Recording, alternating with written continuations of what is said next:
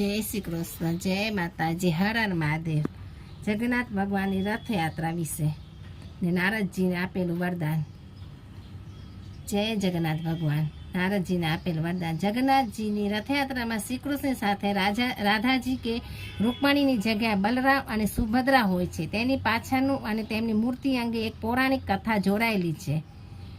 एक बार द्वारिका में श्रीकृष्ण रुक्मणी वगैरे साथे शयन करी रह्या हता। ते दरमियान ते ऊंघमां ज राधे राधे बोलवा लाग्या। महाराणीओने आश्चर्य थयुं के सवारे जाग्या पछी पण श्रीकृष्णे पोतानो मनोभाव तेमनी समक्ष प्रगट न कर्या। रुक्मणीजीए बधी राणीओने वात करी के वृंदावनमां राधा नामनी गोपकुमारी छे, जेने प्रभु आपणी आटली सेवा निष्ठा अने भक्ति करवा छतां पण भूली शक्या नथी।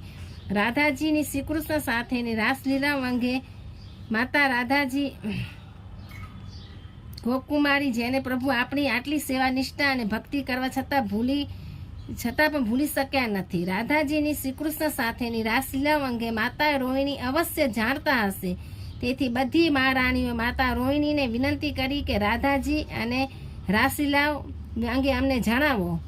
पहला तो माता रोहिणीए बहु ना पाड़ी, परंतु महाराणीओना अतिशय आग्रहने वश थईने तेमणे कह्युं के ठीक छे, परंतु पहला सुभद्राने पहेरो भरवा माटे दरवाजे उभा राखो, कोई पण अंदर ना आवવું જોઈએ, પછી તે શ્રીકૃષ્ણ કે બલભદ્ર કેમ ન હોય। માતા રોહિણીએ કથા સંભળાવવાનું શરૂ કર્યું। થોડી જ વારમાં શ્રીકૃષ્ણ અને બલભદ્ર ત્યાં આવી પહોંચ્યા। જો કે સુભદ્રાજીએ તેમને દ્વાર પર જ રોકી લીધા। શ્રીકૃષ્ણ અને રાધાજી રાસલીલાની કથા શ્રીકૃષ્ણ બલરામ અને સુભદ્રાજી એમ ત્રણેયને સંભળાઈ રહી હતી, જે સાંભળીને શ્રીકૃષ્ણ અને બલભદ્ર અદ્વૈત પ્રેમરસનો અનુભવ કરવા લાગ્યા। બીજી તરફ સુભદ્રાજી પણ ભાવવિવર થઈ ગયા।